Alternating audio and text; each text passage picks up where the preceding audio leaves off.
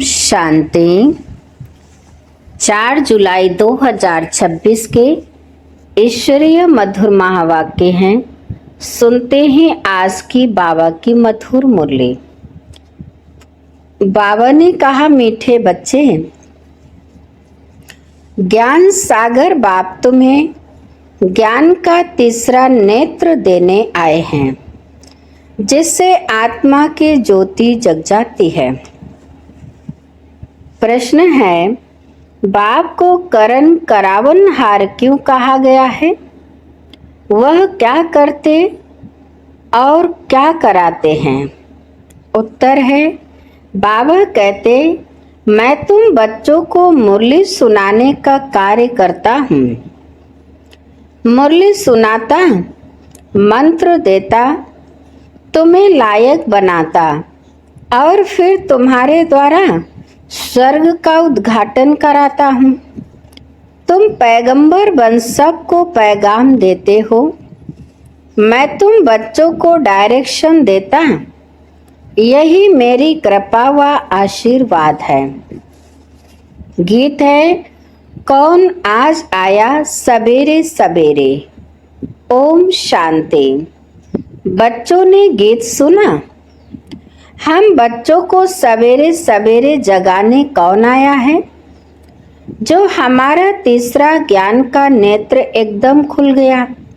ज्ञान सागर परमपिता परमात्मा द्वारा हमारा तीसरा नेत्र ज्ञान का खुला है। कहते भी हैं बाप ज्योति जगाने वाला है, परंतु वह बाप है यह कोई नहीं जानते हैं। ब्रह्म समाजी कहते हैं वह समा है, ज्योति है। मंदिर में हमेशा वह ज्योति ही जगाते हैं, क्योंकि वह परमात्मा को ज्योति स्वरूप मानते हैं। इसलिए वहाँ मंदिर में दीवा जगाते ही रहते हैं। अब यह बाप कोई माचिस से दीवा नहीं जगाते हैं। यह तो बात ही न्यारी है, गाया भी जाता है। ईश्वर की गत मत न्यारी है। तुम बच्चे अब समझते हो, बाप सद्गति के लिए आकर ज्ञान योग सिखलाते हैं। सिखलाने वाला तो जरूर चाहिए ना, शरीर तो नहीं सिखलाएगा। आत्मा ही सब कुछ करती है। आत्मा में ही अच्छे बुरे संस्कार रहते हैं। इस समय रावण की प्रवेशता के कारण मनुष्यों के संस्कार भी बुरे हैं, अर्थात 5 विकारों की प्रवेशता है। देवताओं में यह 5 विकार होते नहीं। भारत में जब दैवी स्वराज्य था तो यह बुरे संस्कार नहीं थे, सर्वगुण संपन्न थे। कितने अच्छे संस्कार थे देवी देवताओं के, जो अभी तुम धारण कर रहे हो। बाप ही आकर सेकंड में सर्व को सद्गति देते हैं। बाकी गुरु गोसाई आदि या तो भक्ति मार्ग में चलते आए हैं, जो एक की भी गति सद्गति नहीं कर सकते। बाप के आने से ही सर्व की सद्गति होती है। परमपिता परमात्मा को बुलाते ही इसलिए हैं कि आकर पति दुनिया का विनाश कर पावन दुनिया का उद्घाटन करो, वह दरवाजा खोलो। बाप आकर गेट खुलवाते हैं। शिव शक्ति माताओं द्वारा वंदे मातरम गाई हुई है। इस समय की कोई भी माता की वंदना नहीं की जाती, क्योंकि कोई भी श्रेष्ठाचारी माता नहीं है। श्रेष्ठाचारी उनको कहा जाता है जो योग बल से पैदा हों। लक्ष्मी नारायण को श्रेष्ठाचारी कहा जाता है। भारत में देवी देवता जब थे तो भारत श्रेष्ठाचारी था। इन बातों को मनुष्य तो जानते ही नहीं, वह अपने ही प्लान बना रहे हैं। गांधी भी राम राज चाहते थे। इससे सिद्ध है कि रावण राज्य भारत पतित हैं।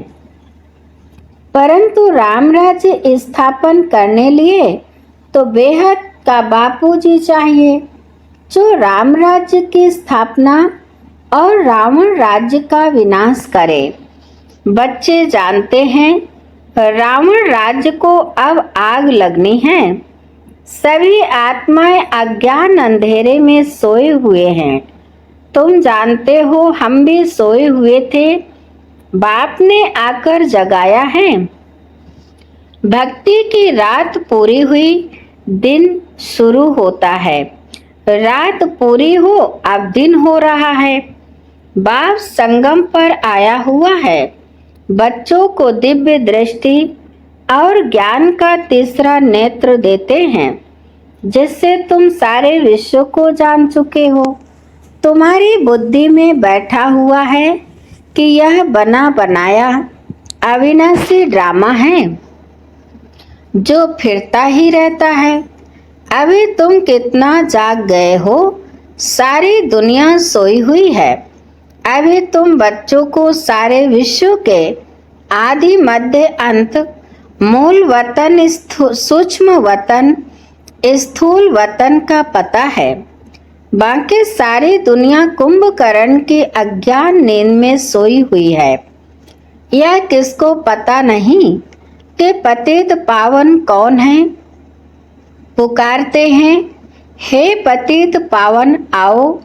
यह नहीं कहते कि आकर सृष्टि के आदि मध्य अंत का राज समझाओ। बाप कहते हैं, तुम इस सृष्टि चक्र को समझने से ही चक्रवर्ती राजा बनते हो, याद से ही पावन बनते हो। या भी जानते हो विनाश सामने खड़ा है, लड़ाई भी होनी है। बाकी कौरवों पांडवों की लड़ाई नहीं हुई। पांडव कौन थे या भी किसको पता नहीं। सेना आदि की कोई बात ही नहीं। तुम्हारी तरफ है साक्षात पारलौकिक परम पिता। उस बाप से ही वर्षा मिलता है। तुम जान गए हो श्री कृष्ण के आत्मा 84 जन्म भोग अब फिर बाप से वर्षा ले रही है। वर्ल्ड की स्टेजोग्राफी रिपीट होती है। अब तुम बच्चों को विनाश के पहले शतु प्रधान जरूर बनना है। गृहस्थ व्यवहार में रहते कमल फूल समान पवित्र रहना है। गाया भी हुआ है भगवान वाच, गृहस्थ व्यवहार में रहते यह एक जन्म पवित्र बनूं। पास्ट इज पास्ट, यह तो ड्रामा में नूंद है। सृष्टि को शतु प्रधान बनना ही है। यह ड्रामा की भावी है, ईश्वर की भावी नहीं। ड्रामा की भावी ऐसी बनी हुई है। सो बाप बैठ समझाते हैं। आधा कल्प जब पूरा होता है तब बाप आते हैं। बाप कहते हैं, जब रात पूरी हो, दिन शुरू होता है, तब ही मैं आता हूँ। शिवरात्रि भी कहते हैं ना। शिव के पुजारी शिवरात्रि को मानते हैं। गवर्नमेंट ने तो हॉलीडे भी बंद कर दिया है। नहीं तो कम से कम 1 मास हॉलीडे चलनी चाहिए। कोई को भी पता नहीं। शिव बाबा सर्व की सद्गति करने वाला है। वही सर्व का दुख हरता, सुख करता है। उनकी जयंती तो बड़े धूमधाम से 1 मास सब धर्म वालों को मनानी चाहिए। खास भारत को बाप डायरेक्ट आकर सद्गति देते हैं। जब भारत स्वर्ग था तो देवी देवताओं का राज्य था। उस समय और कोई धर्म ही नहीं थे। देवताएं विश्व के मालिक थे। कोई पार्टीशन आदि नहीं थे। इसलिए कहा जाता है अटल अखंड सुख शांति संपत्ति का दैवी राज्य फिर से हम प्राप्त कर रहे हैं। बेहद के बाद से बेहद का वर्षा 5000 वर्ष पहले भी मिला था। सूर्यवंशी चंद्रवंशी राज्य में कोई दुख का नाम नहीं था। गाया भी जाता है, राम राजा राम प्रजा राम साहूकार। वहाँ अधर्म की कोई बात नहीं। बाबा ने तुम्हें ब्रह्मा और विष्णु के बारे में भी समझाया है कि इन दोनों का आपस में क्या संबंध है। ब्रह्मा के नाभि से विष्णु निकला।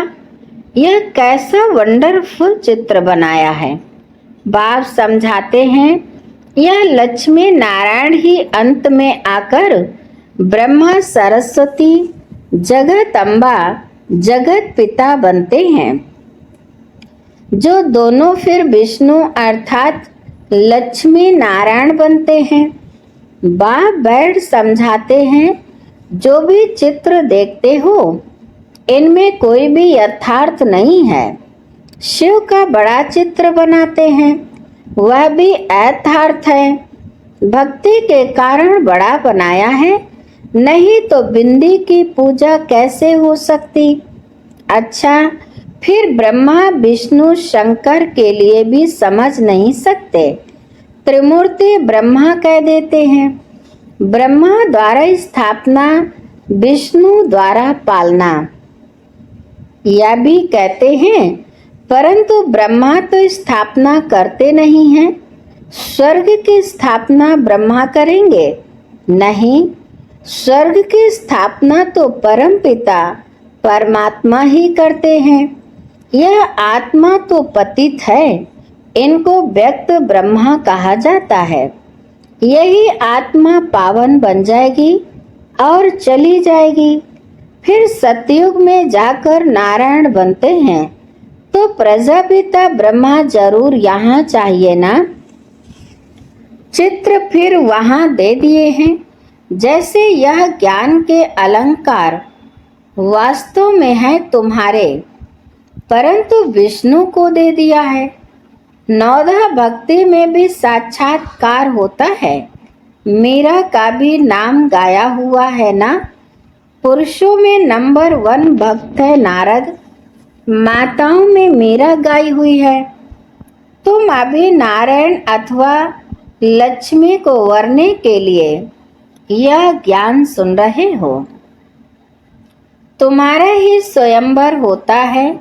नारद के लिए भी दिखाते हैं। सभा में आकर कहा, हम लक्ष्मी को वर सकते हैं।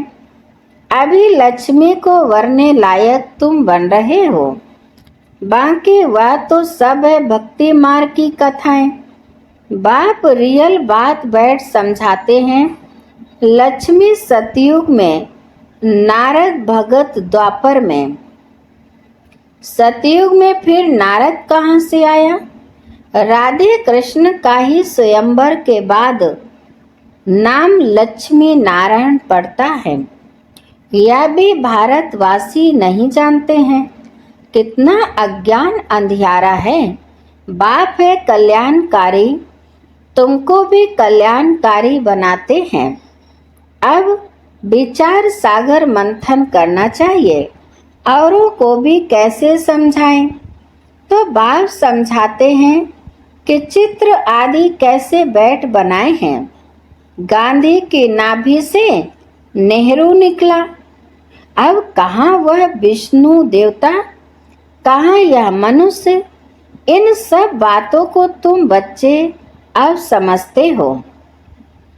नंबर वार तुमको खुशी रहती है। बेहद का बाप हमको पढ़ा रहे हैं। यह तो कभी सुना नहीं था, क्योंकि गीता में तो श्री कृष्ण भगवान वाच लिख दिया है। भगवान कब आया, कब आकर गीता सुनाई, तिथि तारीख कुछ है नहीं। कल्प के आयु ही लाखों वर्ष कह देते हैं। कोई की भी बुद्धि में आता नहीं है।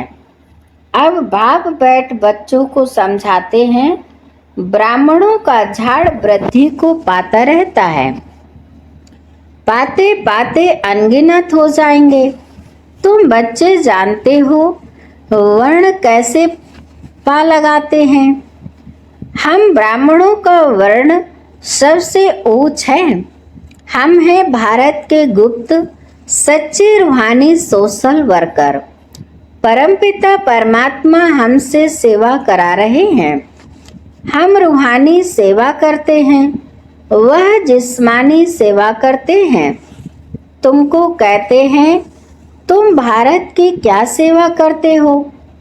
बोलो, हम हैं रूहानी सेवादारी। स्वर्ग का उद्घाटन करा रहे हैं, स्थापना करा रहे हैं। शिव बाबा है करण करावनहार। जो करा रहे हैं वह करता भी है। मुरली कौन चलाता है? तो कर्म करता है। तुमको भी सिखलाते हैं कि ऐसे चलाओ। महामंत्र देते हैं मन मना भव। कर्म सिखलाया ना, फिर तुमको कहते हैं औरों को सिखलाओ। इसलिए करण करावन हार कहा जाता है। तुम बच्चे भी यही शिक्षा देते हो। बाप को याद करो और वर्षे को याद करो। यही तुम बच्चों को पैगाम पहुंचाना है।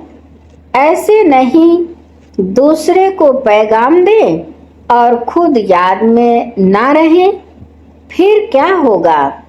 दूसरे पुरुषार्थ कर ऊंच चढ़ जाएंगे, मैसेज देने वाले रह जाएंगे। याद का पुरुषार्थ ना करने से इतना ऊंच पद नहीं पाते हैं। दूसरे याद की यात्रा से पावन बन जाते हैं। जैसे बाबा बांधेलियों का मिसाल देते हैं, वह याद में जाती रहती हैं। बिगर देखे भी पत्र लिखती हैं, बाबा हम आपके हो चुके हैं, हम पवित्र जरूर रहेंगे। तुम बच्चों की है बाप से प्रेत बुद्धि। तुम्हारी ही माला बनी हुई है। विष्णु की माला और रुद्राक्ष की माला में ऊपर है मेरू।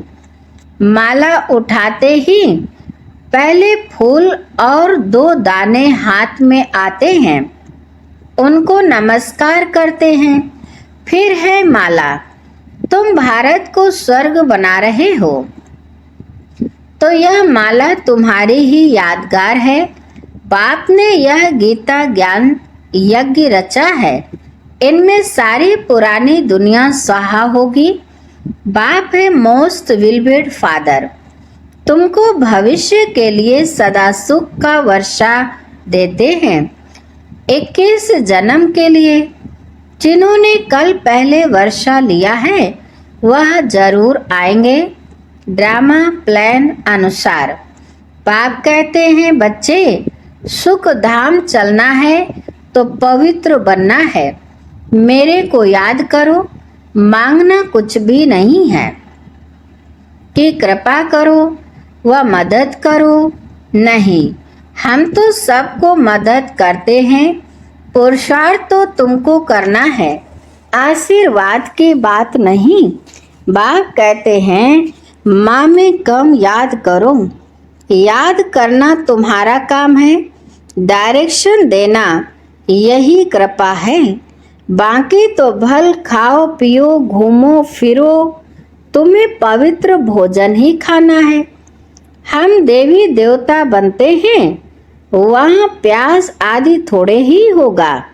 यह सब यहाँ छोड़ना है। यह चीजें वहाँ होती नहीं, बीज ही नहीं है। जैसे सतयुग में बीमारी आदि होती नहीं, अभी देखो कितनी बीमारियां निकली हैं। वहाँ तमोगुणी कोई चीज होती नहीं, हर चीज सतो प्रधान। यहाँ देखो मनुष्य क्या क्या खाते हैं। अब बाप बच्चों को कहते हैं मुझे याद करो और संग तोड़ मुझ संग जोड़ो, तो तुम पावन बन जाएंगे।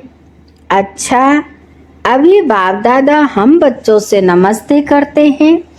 मीठे मीठे सिकिलते बच्चों प्रति माता पिता बाप दादा का याद प्यार और गुड मॉर्निंग।